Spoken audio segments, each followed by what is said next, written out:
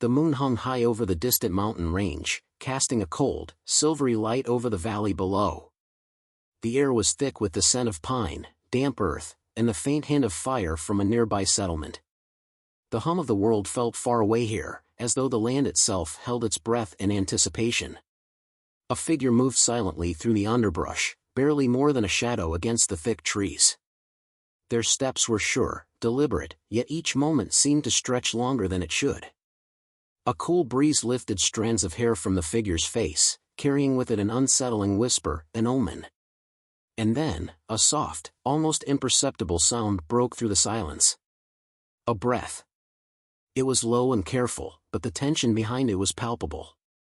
Nira, a member of the tribe of the Titanis, stopped in her tracks, her senses flaring. For a heartbeat, her world shrank to the soft pulse of her heartbeat and the rustling of the trees around her. She felt it before she saw it, the presence of someone, something unfamiliar. The human, standing at the edge of the clearing, was out of place in this vast wilderness. He was smaller than any creature she'd encountered, an anomaly in a world dominated by giants like her. Her amber eyes narrowed, assessing the man. His face was determined, but there was fear in the way his hands trembled at his sides. He didn't belong here, and yet, there he stood. Alone. Defiant. I should have never come here. His voice was low, a harsh whisper to the wind, but it carried the weight of desperation. Nira stepped forward, the sound of her boots crunching softly against the fallen leaves. The human flinched, his body taut as though he were preparing for flight or a fight. His eyes darted to the shadows around him, seeking an escape. But he was too late. The Titaness stepped into his line of sight, towering over him like a mountain descending from the heavens. She was unlike anything he'd ever seen. Her figure was tall, imposing, her skin kissed by the sun and her body carved like the very earth she walked upon. Her hair cascaded down her back in golden waves, catching the moonlight as she moved. Despite the height and power that radiated from her, there was something in her gaze that betrayed a deeper emotion, curiosity, perhaps, or concern. The man swallowed hard, his voice cracking as he tried to speak. I didn't mean to intrude. Her lips curved into a faint smile, though it wasn't one of amusement. Instead, it was tinged with something softer. You're far from home, little human, she said, her voice carrying the weight of the mountains. What brings you to the heart of the earth? He met her gaze, and in that moment, something unspoken passed between them, a flicker of understanding, a connection that transcended their differences. He took a step back, stumbling slightly over his feet, but Nira was swift, her hand reaching out to steady him. Her touch was like the earth itself, warm and steady. I'm lost, he admitted, his voice trembling now, but there was something else in it, something vulnerable. I don't know how to get back. I don't know where I am. A silence stretched between them. Nira's eyes softened as she studied him. His clothes were tattered, his face drawn with exhaustion, but there was something more, something she couldn't quite place. It was the way he carried himself, as though he had faced great odds before. His eyes, though tired, held a spark of determination, of someone who refused to give up. You've stumbled into the land of the Titanesses, she said finally, her tone firm but not unkind. And here, nothing is given freely. You'll have to earn your place. He nodded quickly, though his eyes betrayed his doubt. What do you want from me? Want? She tilted her head, the faintest flicker of a challenge in her eyes. The question is, what do you want from me? He stood there, his breath catching in his throat. The air was thick with tension, as though the very world around them was holding its breath. He was overwhelmed. No one had ever spoken to him like that before, not in this way, with such power and expectation. I just need to survive, he said quietly, the weight of his words sinking deep within him. His survival was all that mattered now. I just need a way back. Nira studied him, her brow furrowing. She could hear the unspoken desperation in his voice, the kind that came when someone was lost, truly lost. It was a feeling she had long since abandoned, a long-forgotten weakness. But there was something different about this human. Something that tugged at her, something that made her question the rules she had lived by for centuries. She took a step back, giving him room to breathe, and her gaze softened. "Then we will see if you're worthy of survival," she said, her tone no longer cold, but still firm. The man exhaled sharply, his heart pounding in his chest. There was a strange mix of dread and relief in his chest. He didn't know if he had just made a mistake or if he had found someone who might help him. All he knew was that the woman before him, the Titaness, was unlike anyone he had ever encountered. And whether he was ready or not, he would have to face her world. He didn't have a choice. As Nira turned to walk back toward the heart of the valley, she paused and looked over her shoulder. Her eyes were piercing, and he could see the challenge there. The weight of what was about to unfold hung heavily in the air. "Come," she said simply. "Let's see what you're made of." The journey through the dense forest was silent, save for the occasional crunch of Nira's heavy boots on the fallen leaves and the rustle of the wind whispering through the towering trees.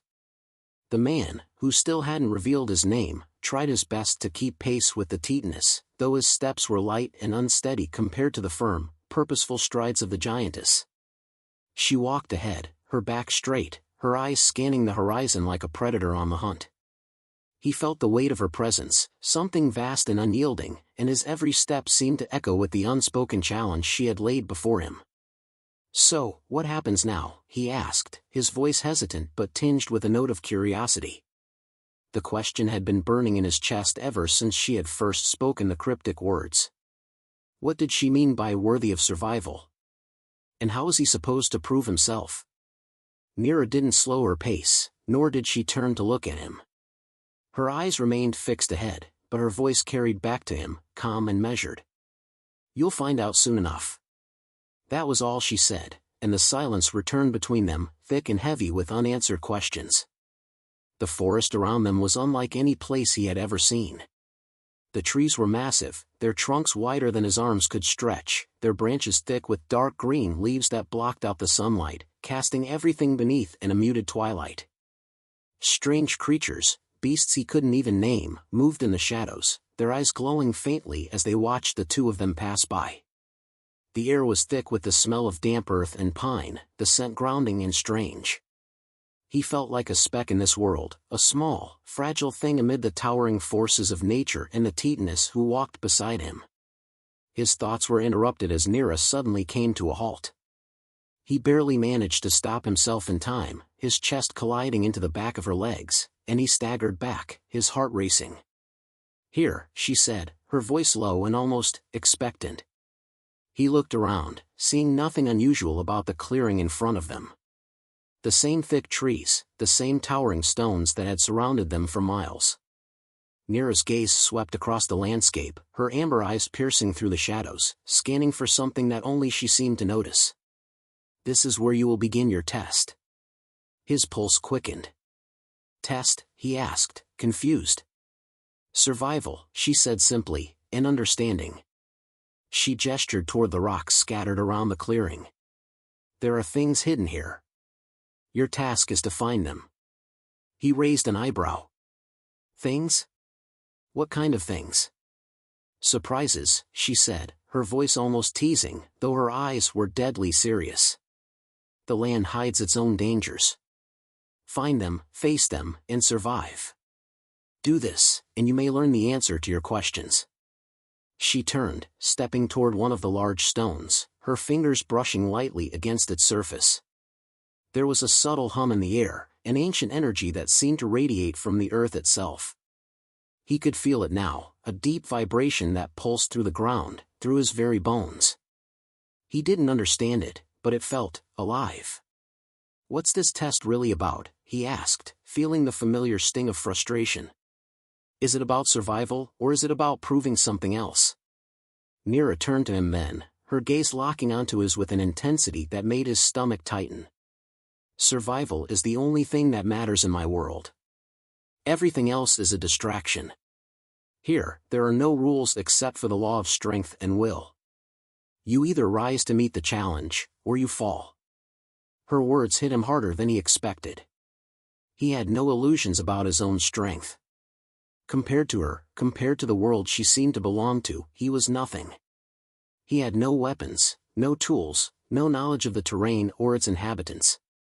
All he had was his will, and even that was starting to waver under the weight of what lay ahead. "But I'm not like you," he said, almost to himself, more in a murmur than a question. "I can't do this." "Don't speak until you've tried," she replied, her voice firm, unyielding. "You'll be given the same tools as the land gives any who seek its knowledge."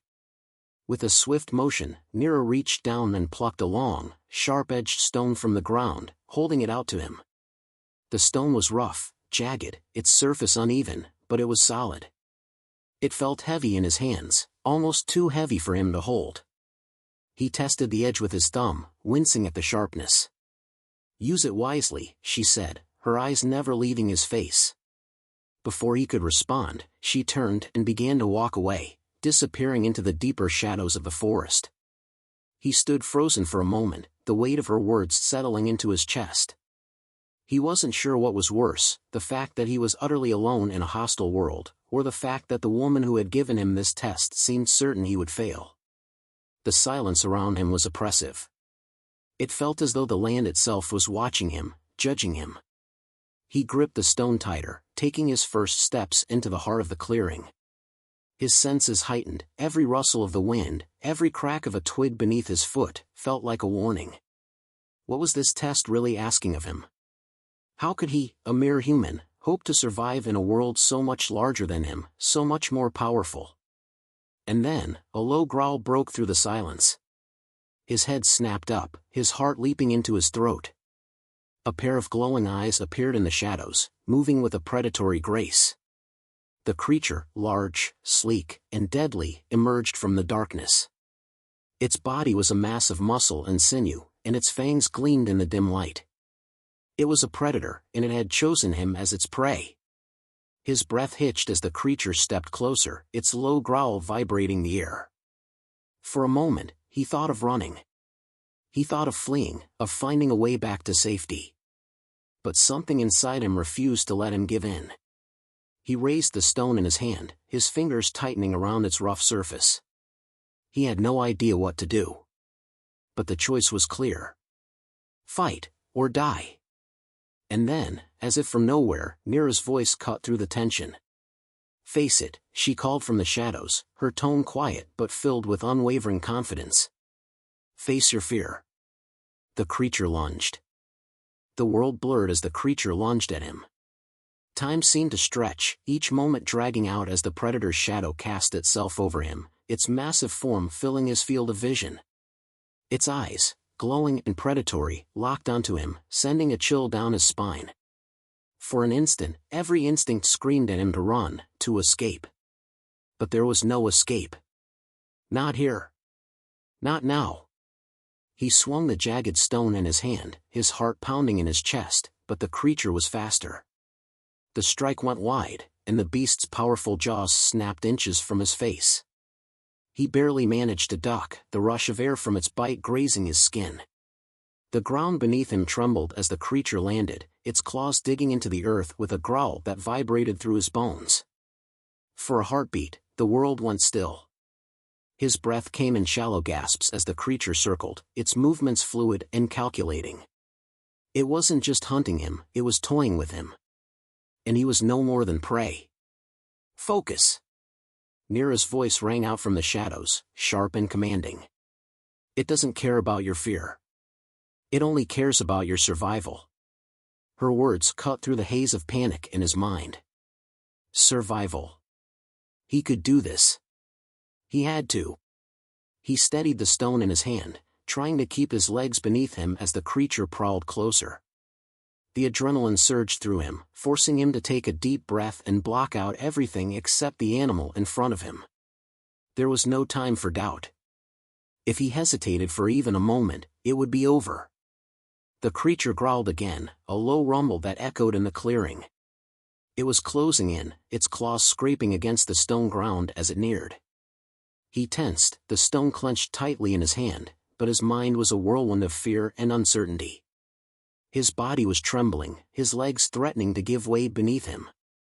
He couldn't do this. Not alone. Just as the creature lunged again, he threw himself to the side, narrowly avoiding the deadly swipe of its claws. His breath was ragged, and his heart hammered in his chest. He could hear the beast's growls, the sound of its massive body crashing through the underbrush, the wind pushing against him as it rushed forward. He rolled onto his feet just as it struck again, this time managing to jab the stone into its side. The impact didn't kill it, but the sharp edge cut through its thick hide, drawing a furious roar from the creature. It staggered back, its eyes flashing with hatred as it circled him once more. Nira's presence was a weight on his mind, her words still ringing in his ears. Focus. He could feel her watching him from the shadows, waiting for him to rise to the challenge. But her presence wasn't comforting, it was a reminder of the stakes. You will never survive here if you don't stop hesitating. Her voice was a whip, harsh and unrelenting. It was then that something inside him clicked. He stopped thinking about what he could lose. He stopped thinking about how small he was. He stopped thinking about how powerless he felt in this world so much larger than his own. Instead, he thought about survival. And nothing else. With a surge of determination, he lunged forward, using the momentum to drive the jagged stone deep into the creature's exposed flank. The beast howled in pain, its claws swiping at the air in desperation. But it was too late. The stone found its mark, and with a final, frantic cry, the creature collapsed to the ground with a heavy thud. The clearing fell silent. He stood there, chest heaving, covered in sweat and blood, his limbs trembling with exhaustion. The creature lay dead at his feet, its massive form crumpled on the ground. The triumph he expected to feel didn't come, only the cold weight of what he had just faced. A voice broke through the stillness. "Well done," Nira said, her words cool and measured. She stepped from the shadows, her eyes flicking from the dead creature to the man standing over it. There was a glint of approval in her gaze, but it was tempered by something else, something unreadable. "You fought the beast. But this is just the beginning." He glanced up at her, wiping the sweat from his brow. "I didn't think I was going to make it." "Fear will always be there," Nira said, her tone low, almost like a lesson. "But you must use it. Channel it, or it will break you." She stepped closer, her movements fluid and graceful as she circled him, examining the wound on his arm. "You are lucky," she added, her voice taking on a sharp edge. "Your luck won't last forever." His hand went instinctively to the wound, the sting of pain reminding him that he wasn't invincible. It was a shallow gash, nothing compared to the deadly blows he had narrowly avoided. But it was a reminder that he had barely made it out alive. "You say I was lucky," he said, meeting her gaze, "but I don't feel lucky." Nira's lips twisted in the faintest of smiles, the first real expression he had seen from her. "Luck is something you make, little human. Not something you wait for." She moved away, the air around her seeming to shift, as if the very earth was responding to her presence. She approached the fallen creature, her gaze lingering on its massive form for a moment before she turned to him again. "The tribe will test you further," she said. "This is just the start." His heart dropped in his chest. More tests. More trials. Was this really the only way for him to survive here?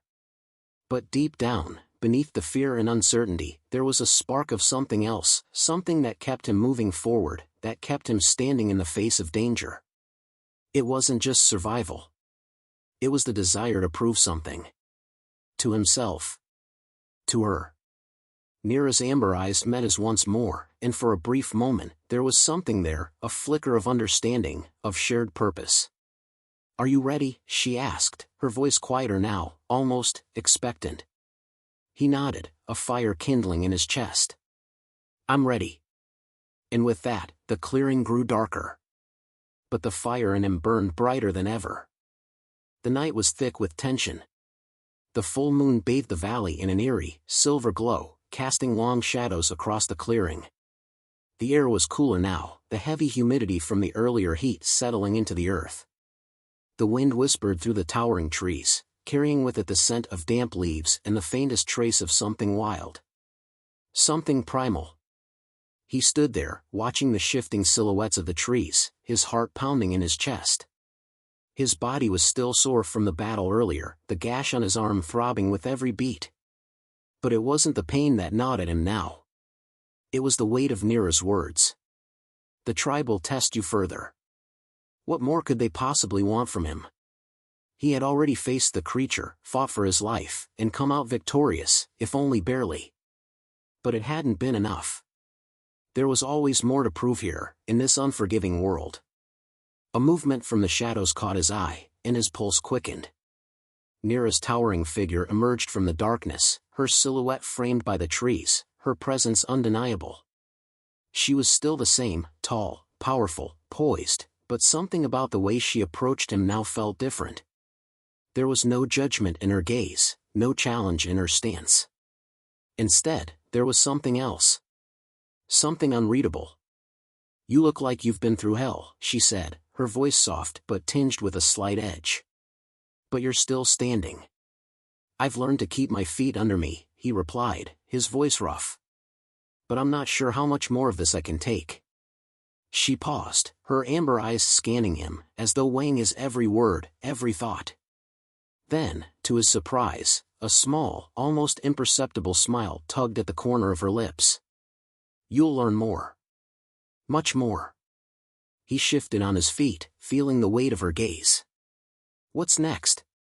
Another creature? Another test?" "Not quite," Nira said, stepping closer, her movements deliberate. She reached out, her large hand brushing lightly against his arm, the contact sending a jolt through him. He froze, his breath catching in his throat. Her touch was warm, firm, steady. A reminder that, despite everything, he was still human.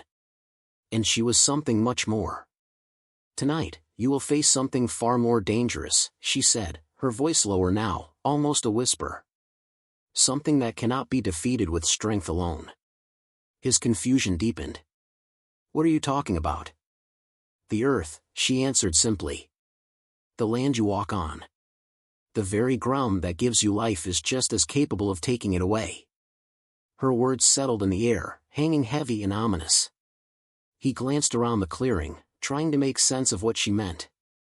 The ground beneath him seemed ordinary enough, the same solid earth that had held his footing throughout his time here. But now, under Nira's gaze, it felt different. Alive. "Walk with me," she said, turning and heading into the shadows once more. He followed her, his steps slower now, more cautious. Her presence was all around him, and yet she remained just out of reach. As they moved deeper into the forest, the air grew cooler, the trees towering even higher, the canopy thick above them. There was something about this place, something ancient.